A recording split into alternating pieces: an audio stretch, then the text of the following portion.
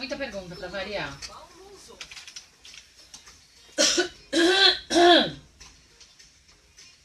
Tá difícil hoje esse pigarro. Saco.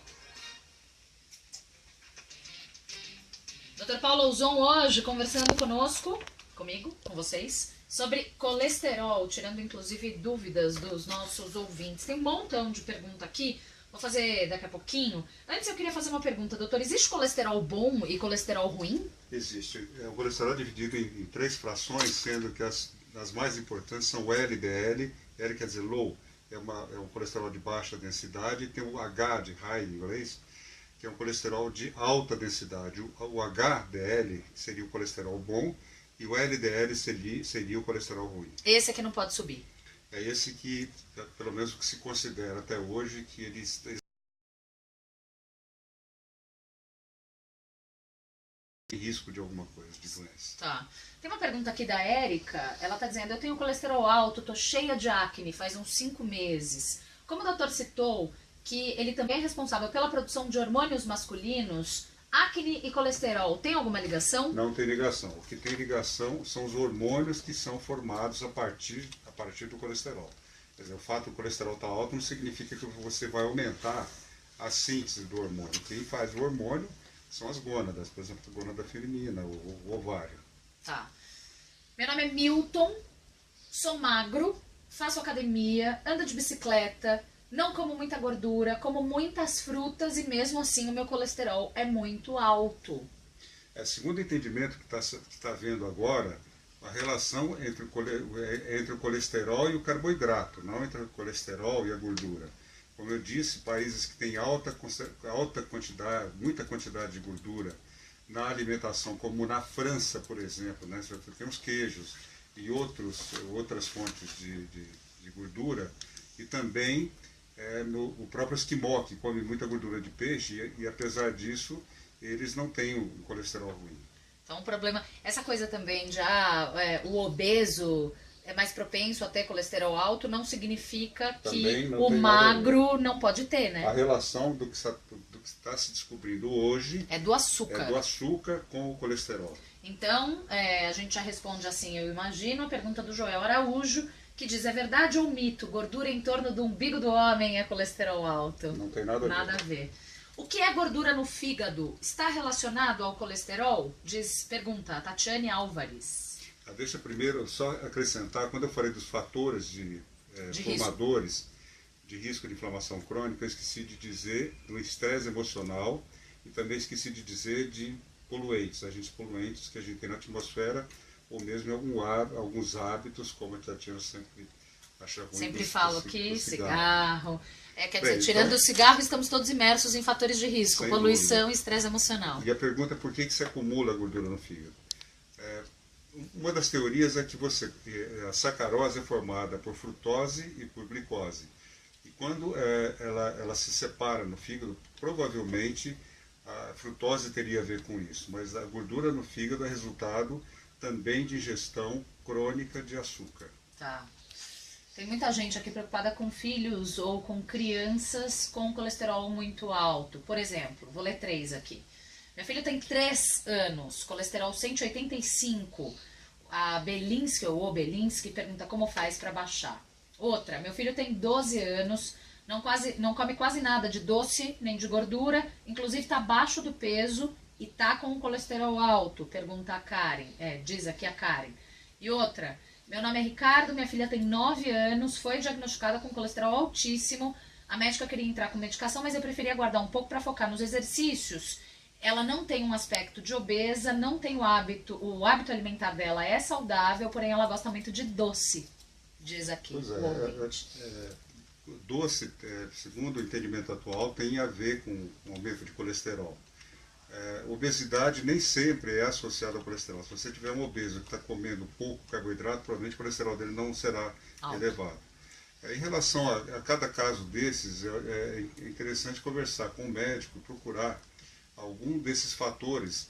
O que se sabe hoje também, até o estresse pode eventualmente aumentar o colesterol, porque quem aumenta o colesterol é o fígado, não é o que você está comendo, não é o colesterol que você está comendo. Tanto que o ovo, por exemplo, mudou completamente a visão que se tinha a respeito. Por volta do começo do século, volta de 1910, tem um russo que conseguiu provocar aterosclerose dando ovo para coelho. Como? Coelho. Só que coelho, na natureza, ele não ingere ovo.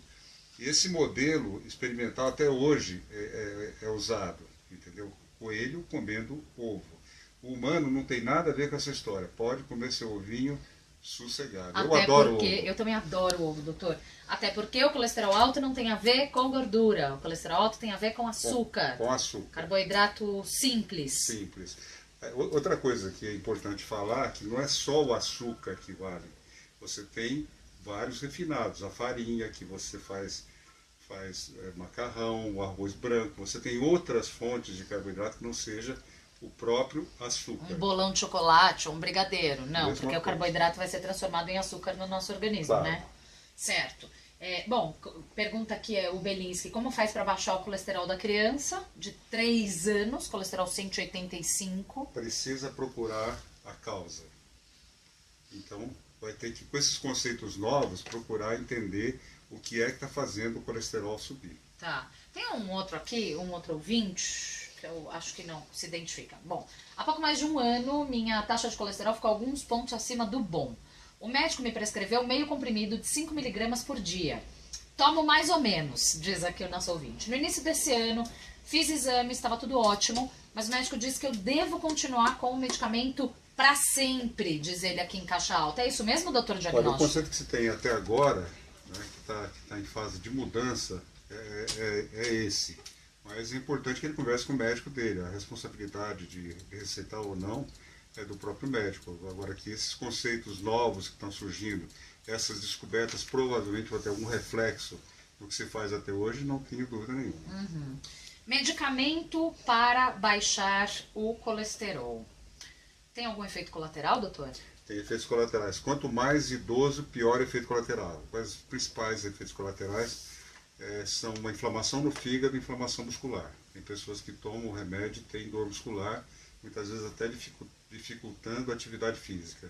Isso depende da dosagem ou depende da pessoa? Depende das duas coisas. Depende das pessoas e depende, individualmente, também depende Da dosagem. da dosagem. E alguém que tem que tomar medicamento ou que vai ao médico, o médico sugere a medicação para que se baixe o colesterol, vai ter que tomar necessariamente esse medicamento para sempre? Ou se essa pessoa mudar os seus hábitos, por exemplo, pode isso fazer com que o nível de colesterol caia? O melhor que se pode fazer é mudança de hábitos. Isso aí é o principal reflexo que você vai ter. Remédio é uma coisa feita para quando você não consegue controlar.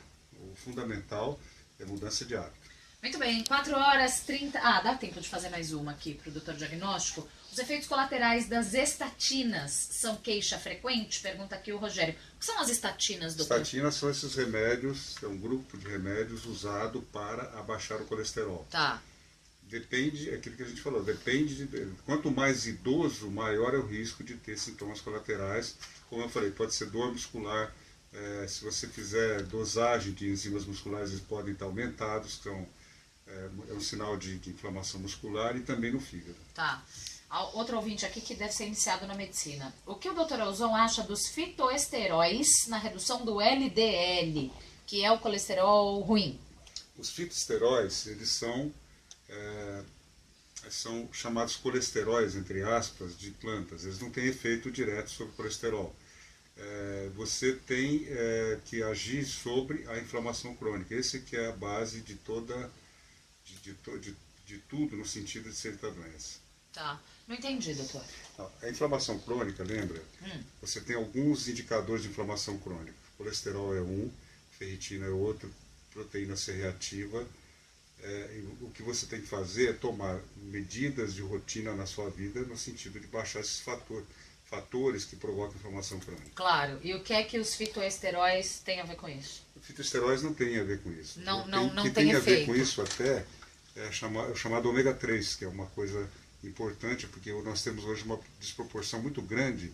Nós ingerimos uma grande quantidade de ômega 6 e a gente teria que ter equilíbrio entre 3 e 6. Certo. A gente já falou sobre isso aqui.